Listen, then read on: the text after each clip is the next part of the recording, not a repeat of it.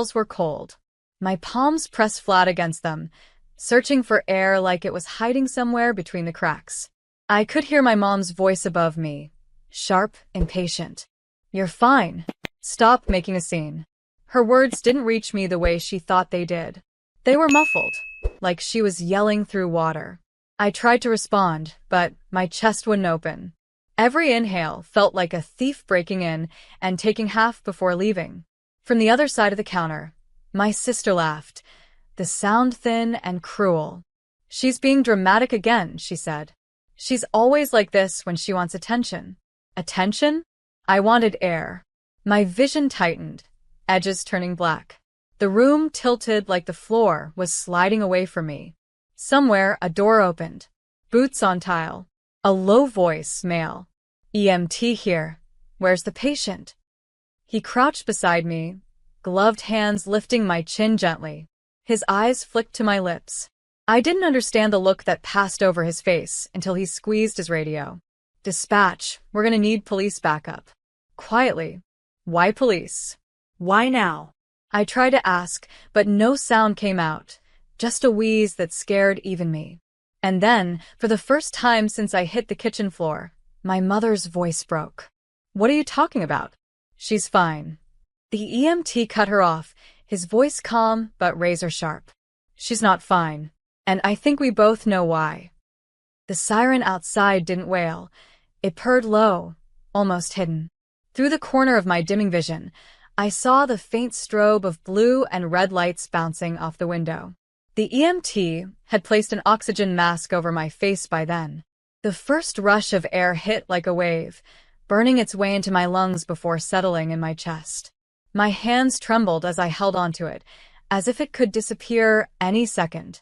"Pulse ox is low, oxygen improving," he muttered into his radio. But then, leaning closer, his tone changed, almost too soft for the room to hear. "Stay with me. We're not letting this get covered up." Covered up. The words buzzed in my head, jagged and loud.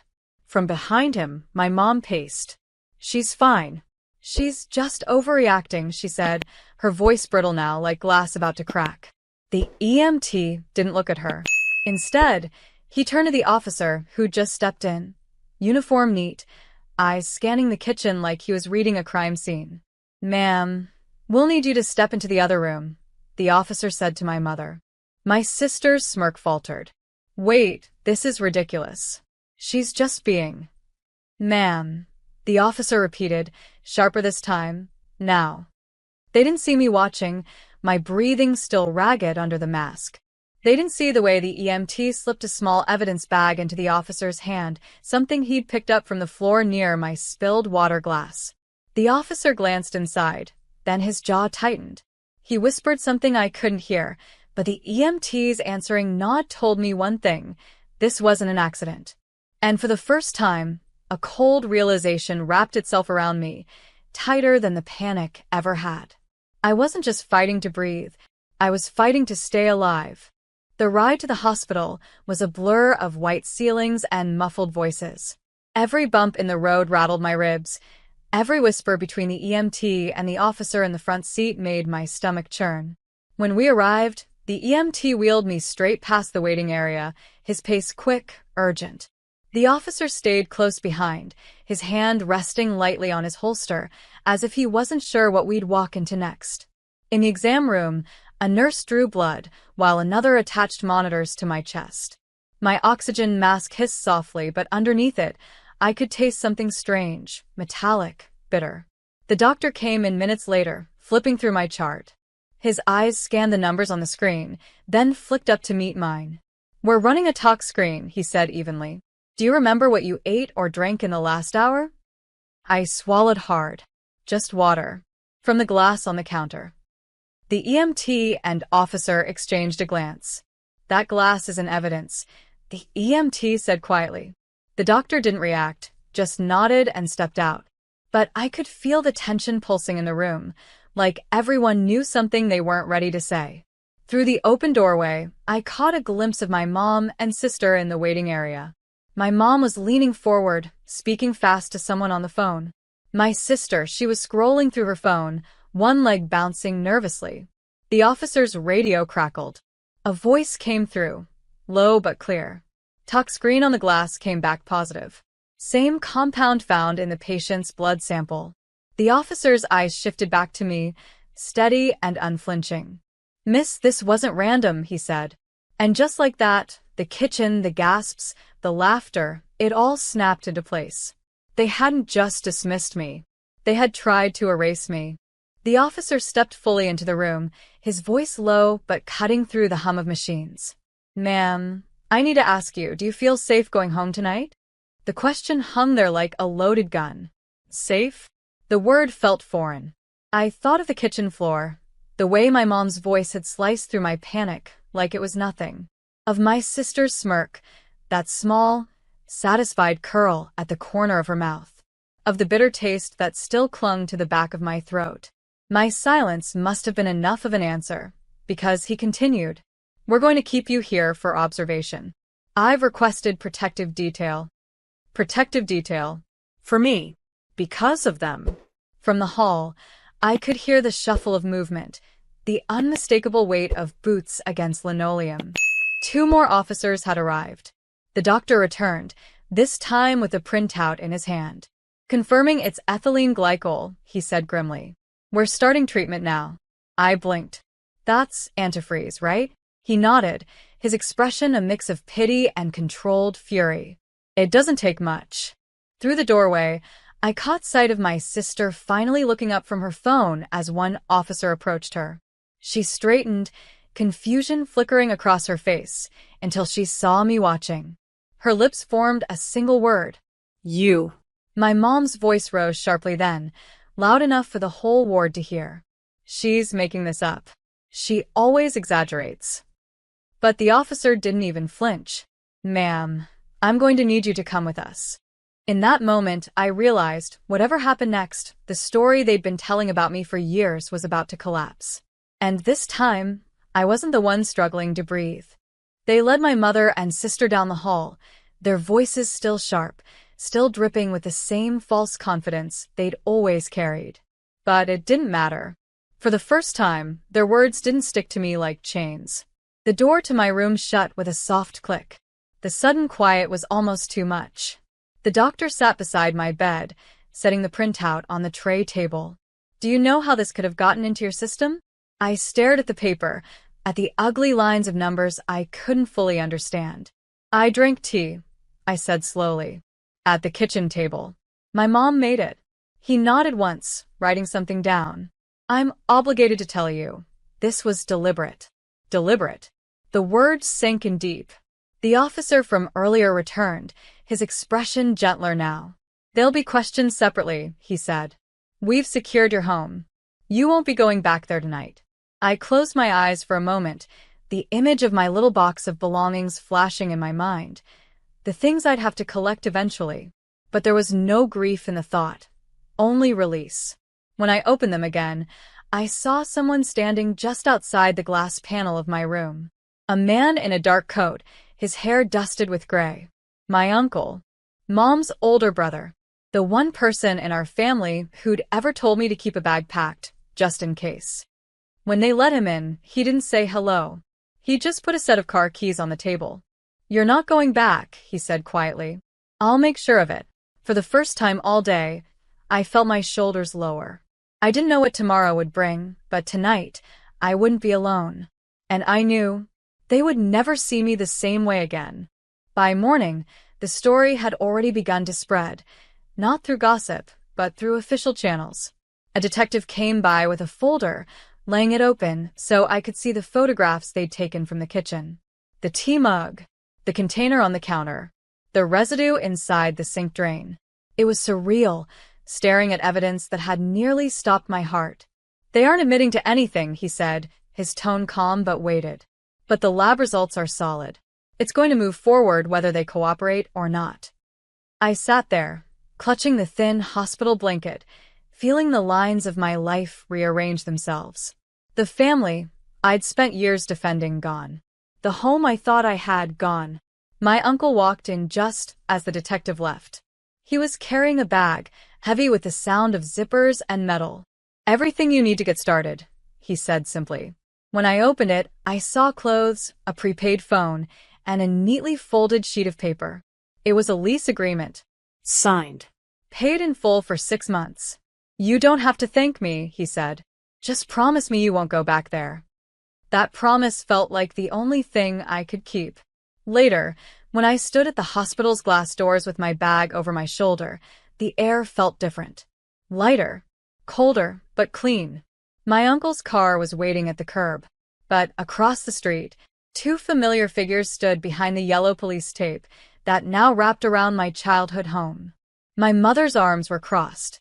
My sister's eyes were red, not from guilt, but from rage. I didn't wave. I didn't speak. I simply turned away, letting the door close behind me. The new apartment was small, barely big enough for a bed, a table, and a single chair, but it was mine. No echoes of slammed doors. No footsteps creeping up behind me. Just silence, the good kind. For the first week, I didn't leave much. Not out of fear, but because I was learning how to breathe without waiting for permission. Then the calls started. Unknown numbers. Voicemails from blocked IDs. My sister's voice would come through, dripping venom. "You've ruined everything. Mom's a wreck. I hope you're happy." Then my mother, pretending at softness. "Come home and we'll talk. You're making this worse than it is." Worse? They had almost buried me. The detective had warned me this would happen, that the moment consequences touched them, they'd rewrite the story, paint themselves as the victims. But I didn't expect the next message. It wasn't a call. It was a video. The screen lit up with footage of my old bedroom. Every drawer pulled out. Every wall stripped bare. My books, my photographs, my clothes gone. And then, my sister's face appeared on screen. "Consider this your final wake-up call," she sneered, before shutting the camera off. I should have felt rage. But instead, I smiled. Because what she didn't know was that I had already taken every document, every important possession, every piece of my real life, weeks before the night in the kitchen. Everything she destroyed, replaceable. And tomorrow, she was going to learn just how replaceable her comfort was too. Morning broke with a soft gold light through my blinds, a new kind of dawn. The kind where I wasn't bracing for footsteps or shouts. The kind where I got to choose what came next. I had been patient. Too patient.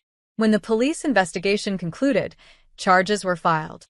Not just for assault, but for something far uglier. The tests had revealed deliberate poisoning, traces of a substance no one could accidentally sprinkle into food. The evidence was irrefutable. My mother's fingerprints on the container. My sister's text to a friend bragging about finally teaching her a lesson. Court day came fast. I walked in quietly, dressed in navy, my hair pinned back, calm, collected. They shuffled in from the other side, both pale, both glancing at the reporters gathered in the back. The judge read the charges. Gasps filled the room when the medical report was entered into evidence. The EMT who had saved me took the stand. And when the prosecutor asked if my life had been in danger, he didn't hesitate. Yes. Minutes away. The verdict came before lunch. Guilty. Sentencing deferred, but strict no-contact orders issued immediately. Outside, cameras flashed, voices shouted questions. I didn't answer a single one. I simply walked past, my heels clicking on the courthouse steps, my breath steady for the first time in years. Later that night, I made one call, not to gloat, not to argue, just to leave a single sentence on my sister's voicemail. Turns out, I was fine after all. And for the first time, they had no words. Sometimes the people we expect to protect us are the ones who hurt us the most, and that betrayal cuts deeper than any wound a stranger could cause. This story shows how cruelty can hide behind the mask of family, disguised as jokes or lessons, until the truth rips that mask away. The mother and sister in this story didn't just ignore suffering, they mocked it, dismissed it, and turned it into entertainment. What they didn't realize is that every laugh, every cruel remark, was building a case against them without them even knowing. It's a reminder that silence is not weakness. The narrator could have fought back in the moment, argued, screamed, tried to defend herself. But she chose to observe, gather the truth, and let the facts speak for themselves. When the EMT quietly called for backup, when the tests came back, and when the fingerprints and messages were exposed in court, justice arrived without the need for shouting matches or public scenes. That's a powerful lesson. Sometimes the loudest form of strength is the quiet confidence that the truth will surface. It also teaches us about paying attention to the small signs. Many people would brush off dizziness, shortness of breath, or even a strange taste in food, telling themselves not to make a fuss. But ignoring those instincts can be dangerous. Listening to your body and trusting that something is wrong could save your life, just as it did here. This story forces us to ask hard questions. Why do some families treat kindness as weakness? Why does jealousy or resentment fester in people who are supposed to love us? And most importantly, how much are we willing to tolerate before we finally say, enough? The narrator didn't just survive, she reclaimed her life. She walked out of court free, breathing fully, no longer trapped in a home that minimized her existence. The final call to her sister wasn't revenge in the traditional sense. It was closure, a single, calm reminder that they had lost all power over her. If you've ever been dismissed, mocked, or gaslighted when you were at your lowest, remember this. You don't owe explanations to those who choose not to see your pain. Protect yourself. Document everything. And when the time comes, let the truth do the talking. Justice doesn't always roar. Sometimes, it arrives in complete, devastating silence.